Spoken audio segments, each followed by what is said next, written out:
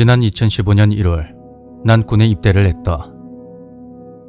난 25연대로 배정받아 3소대 1생활관을 쓰게 되었는데 당시 같은 생활관 동기들이 모두 나와 동갑이었다.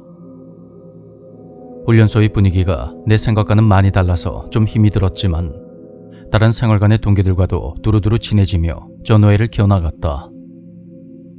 서로 욕도 하고 허물없이 친해지면서 훈련소 생활에 적응해갈 무렵 퇴소를 2주 앞둔 어느 날 3명의 훈련병이 불침번 근무에 투입이 되었다.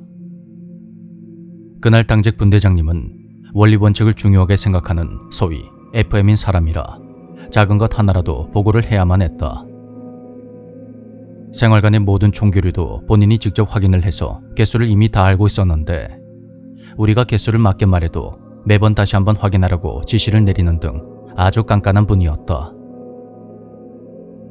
그날 새벽 3시에 181번부터 183번까지 훈련생들이 불침번에 투입되었고 분대장님은 아무도 없는 5생활관과 6생활관까지 확인하라고 지시를 내렸다. 당시 디귿자 형태의 생활관은 1부터 4까지 모두 통로로 연결돼 있어서 통제하기가 쉬웠지만 나머지 5와 6은 구석진 곳에 있어서 한눈에 들어오지가 않았다.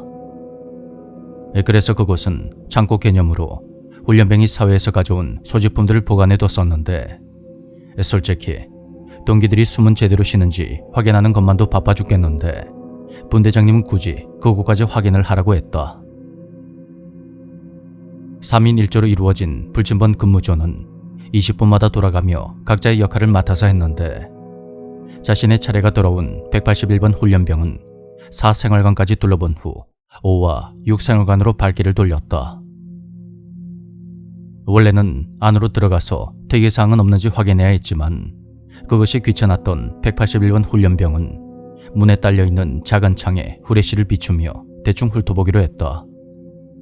그런데 생활관 끝쪽에 누군가가 있었다.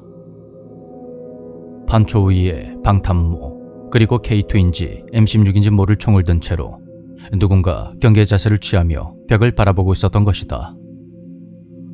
그 모습을 잠시 멍하니 지켜보던 181번 훈련병은 또 한 가지 이상한 점을 발견하게 된다.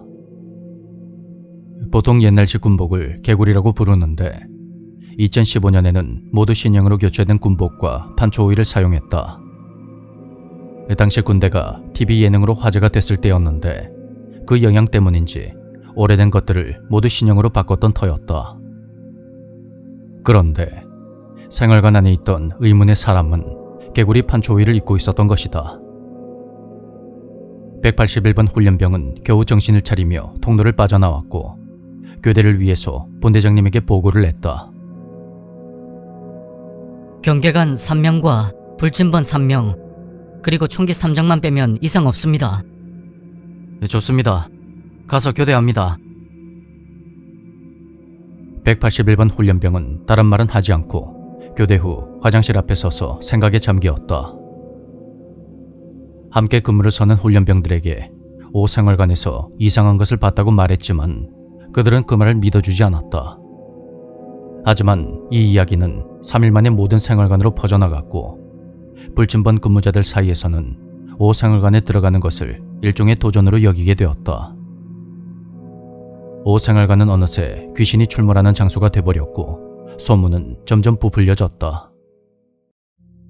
누구는 불침번을 서다가 그곳에서 개구리 2명을 봤다더라. 혹은 누가 본 개구리는 알고 보니 여자였더라 하는 말도 안 되는 소리를 훈련병들은 농담 반 진담 반으로 주고받고 있었다. 난 귀신을 믿지 않지만 불침번 때 5생활관 근처로는 가지 않았다. 솔직히 나의 콩할 만한 담력으로는 그대로 기절할 것 같았기 때문이다. 그렇게 또다시 시간이 흘러 퇴소 전날이 되었고 훈련병들은 한 달간의 생활을 추억하며 이런저런 이야기를 나누었다. 그런 자리에서 무서운 이야기는 빠질 수 없는 소재거리였고 밤늦도록 서로 이런저런 괴담을 주고받고 있을 때 그동안 정들었던 분대장님이 생활관으로 들어왔다. 빨리 자라는 분대장님의 말에 우리가 능청스레 웃으며 무서운 이야기를 좀 해달라고 하자 분대장님이 어쩔 수 없다는 얼굴로 이야기를 시작했다. 전에 181번이 말했던 5생활관 개구리. 그거 진짜 있을지도 모릅니다. 전전기숙 훈련병들 중에서 한 명이 5생활관에서 뭘 봤다면서 저한테 보고를 한 적이 있었는데 181번 훈련병이랑 똑같이 말했습니다.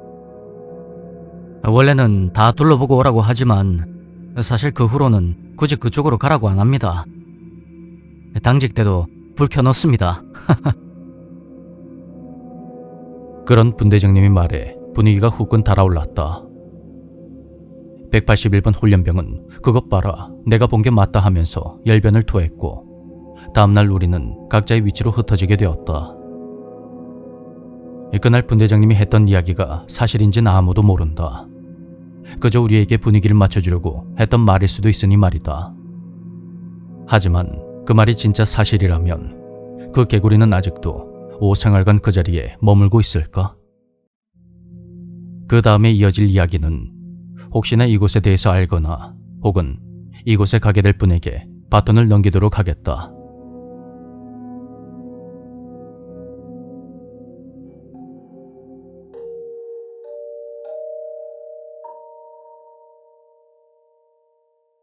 제가 막 중학생이 되었을 때 일입니다.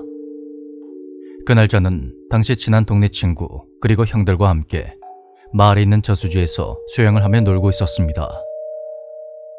그 시절만 해도 물이 깨끗한 계곡형 저수지라 여름에는 동네 어른이고 아이고 할 것 없이 그쪽에서 놀곤 했었죠. 그날도 초딩들이 하류에서 물장구를 치고 있었고 근처에 어른들이 꽤 있었던 걸로 기억합니다. 그리고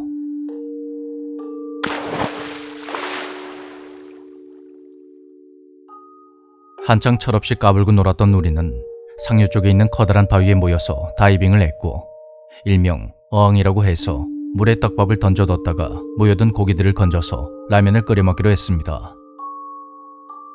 제 친구가 버너에 물을 올리고 준비를 할 동안 제가 어항을 가지러 갔는데 그때 물속에서 놀던 형 하나가 수면 위쪽으로 몸을 왔다 갔다 하면서 마구 소리를 지르는 것입니다. 그날 함께 놀던 형들 3명 중에 무려 2명이 물에 빠졌는데 정말 어떻게 손을 써볼 틈도 없이 순식간에 일이 벌어지고 말았습니다. 일행 중에서 나름 수영을 제일 잘하는 제 친구가 버너를 만지다 말고 곧바로 물에 뛰어들었는데 이 친구도 갑자기 물속으로 훅 들어가더니 이내 허우적거리면서 발버둥을 치는 겁니다. 근처에 있던 동네 어른들이 기겁을 하며 뛰어왔고 얼마 지나지 않아서 경찰까지 저수지로 왔습니다.